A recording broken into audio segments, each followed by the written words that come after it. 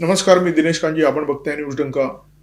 मुठभर बळ असताना तुम्ही बलाढ्य शत्रूला खूप मोठा आर्थिक फटका देऊ शकता. हे पश्चिम आशियामध्ये जे युद्ध पेटलंय त्या निमित्ताने सगळ्या जगाला दिसलेलं आहे. विशेष करून अमेरिकेला दिसलेलं आहे.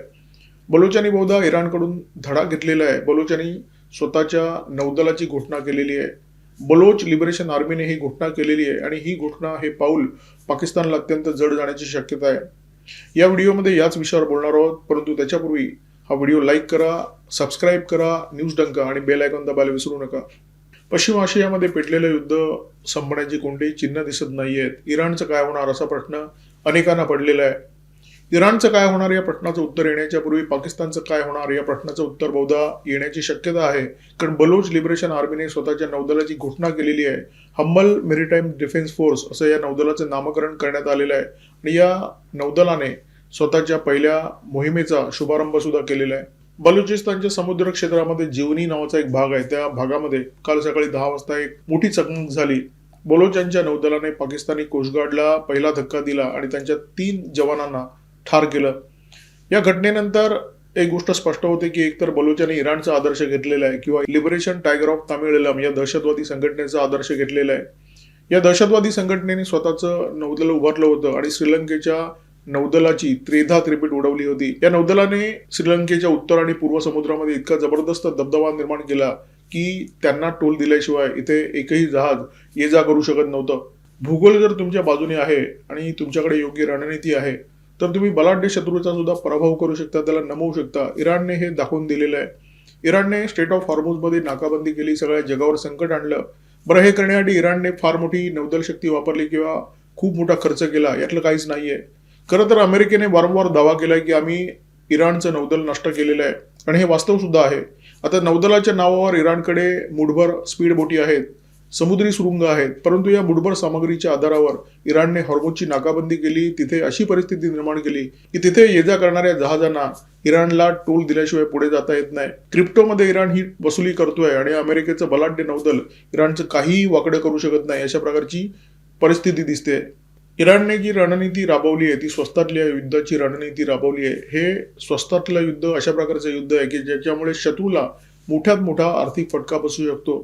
या युद्धामध्ये इराणचं खूप मोठं नुकसान झालेलं आहे आणि ते स्वाभाविक पण आहे, कारण इराण ही युद्धभूमी आहे. अमेरिका ही युद्धभूमी नाही आहे. तरी सुद्धा या युद्धामध्ये अमेरिकेचं प्रचंड मोठं असं आर्थिक नुकसान होताना दिसतंय. स्वस्त युद्धाची ही रणनीती इराणने यशस्वीपणे वापरली आणि तीच रणनीती बलोच योद्ध्यांकडून याच्यापुढे समुद्रात वापरली जाण्याची शक्यता आहे, कारण बलोचांनी आपल्या नौदलाची घोषणा केलेली आहे. पाकिस्तानी लष्कर आणि बलोच बंडखोरांची जी लढाई आहे ती तुल्यबळ लढाई नाहीये. तरी सुद्धा जमिनीवर बलोच पाकिस्तानी लष्कराला भारी पडताना दिसतात. अनेक ठिकाणी पाकिस्तानी लष्कराची पळताभोई थोडी होते, अशा प्रकारची परिस्थिती निर्माण होते. आता बलोचांनी नौदल स्थापन करण्याची घोषणा केलेली आहे, किंबहुना केलेलं आहे. यामुळे पाकिस्तानच्या अर्थकारणावर जबरदस्त परिणाम होणार आहे.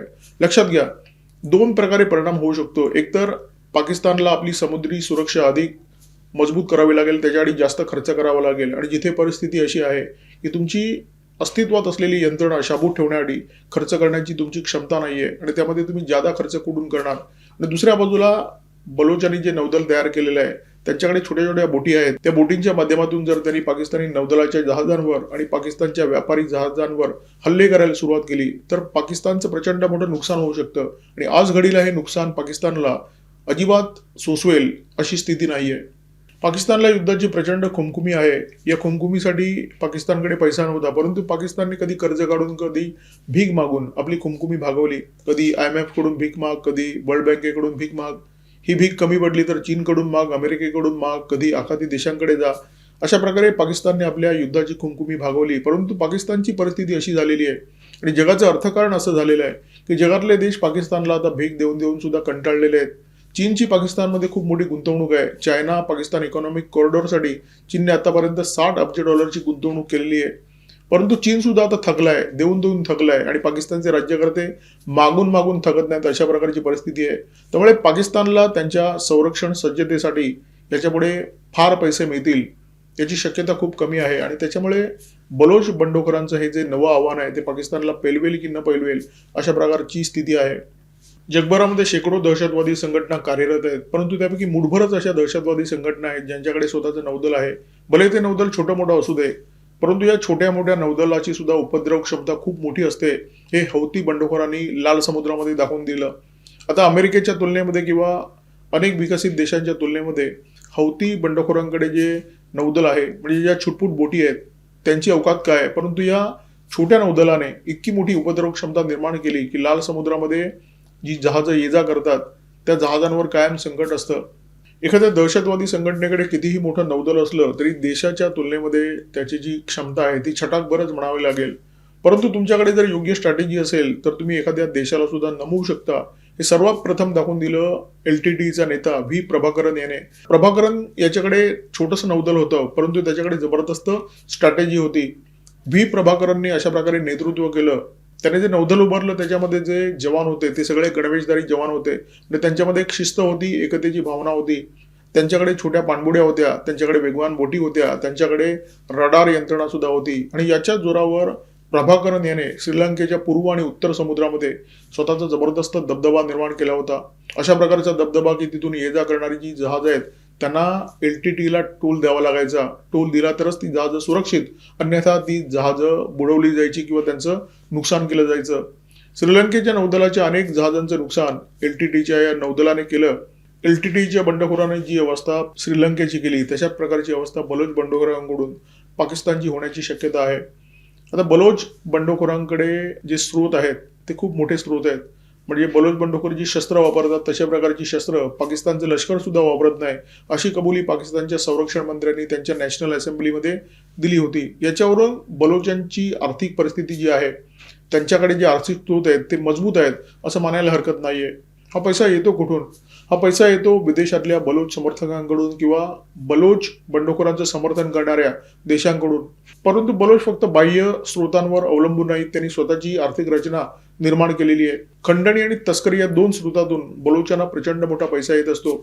अफगाणिस्तानच्या सीमेवरून शस्त्र आणि ड्रगची तस्करी होते आणि इराणच्या सीमेवरून तेलाची तस्करी होते. दोन्ही तस्करीच्या धंद्यातून बलोचांना प्रचंड मोठा पैसा मिळतो आणि त्यांचा सगळ्यात मोठा जो स्रोत आहे तो आहे खंडणी. बलुचिस्तानमध्ये ज्या कंपन्या काम करतात त्या कंपन्यांकडून बलोच खूप मोठ्या प्रमाणात खंडणीची वसुली करतात. यामध्ये चीनी कंपन्या आहेत, ग्वादर बंदरावर ज्या कंपन्या आणि कंत्राटदार काम करतात ते आहेत, खनिजांचं उत्खनन करणाऱ्या ज्या कंपन्या आहेत त्या आहेत. तर अशा विविध स्रोतातून बलुजांकडे आता इतकं आर्थिक बळ निर्माण झालेलं आहे की त्यांनी स्वतःच्या नौदलाची घोषणा केलेली आहे आणि येत्या काळामध्ये नौदलाचं हे बळ वाढवण्याचं काम सुद्धा बलूच करतील याच्याबाबत कोणाच्याही मनामध्ये शंका नाहीये.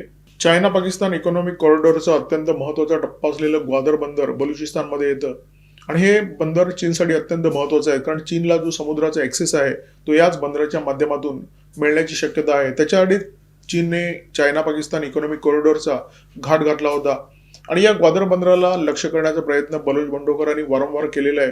आता तर त्यांचं स्वतःचं नौदल त्यांनी स्थापन केलेलं आहे. त्याच्यामुळे ग्वादर बंदराच्या परिसरामध्ये बलोचांचा जो दबदबा आहे तो अधिक वाढण्याची शक्यता आहे, कारण कालपर्यंत जे हल्ले व्हायचे ते फक्त जमिनीच्या मार्गातून व्हायचे. आता याच्या पुढे जे हल्ले होतील ते समुद्र मार्गाने होतील आणि त्याच्यामुळे पाकिस्तानवर एक खूप मोठं संकट आलेलं आहे. पाकिस्तानच्या सुरक्षेला तर हे संकट आहेच, परंतु पाकिस्तानच्या व्यापाराला सुद्धा बलोच लक्ष करण्याची शक्यता आहे, ते सुद्धा समुद्र मार्गातून.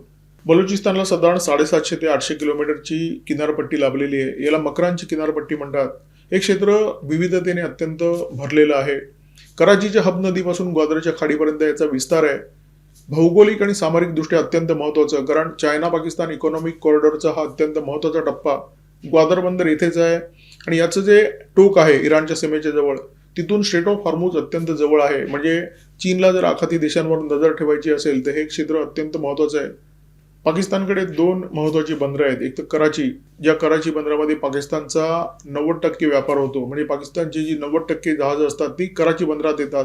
परंतु कराची बंदराची समस्या अशी आहे की ते खोल पाण्याचं बंदर नाहीये. ग्वादरच्या तुलनेमध्ये कराचीचं जे पाणी आहे ते थोडं उथळ आहे. ग्वादर हे अत्यंत खोल पाण्याचं बंदर आहे, त्याच्यामुळे इथे मोठी मोठी जहाजं सहज येऊ शकतात. या नौदलाची स्थापना करण्याची घोषणा केल्यानंतर बलोचांनी आपलं उद्दिष्ट सुद्धा स्पष्ट केलेलं आहे.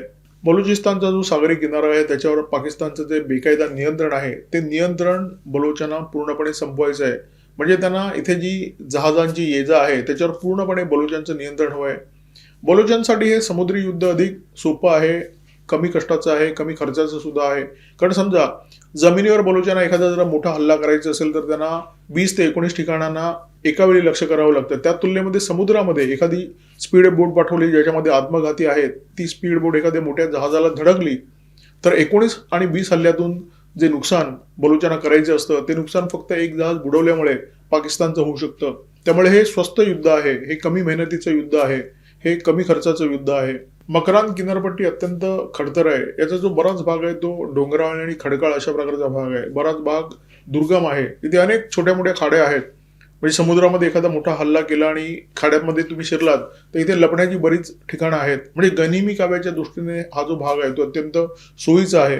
बलुचांच्या सोयीचा आहे आणि पाकिस्तानसाठी गैरसोयीचा आहे. कारण इथे टेहळणी करणं खूपच कठीण आहे.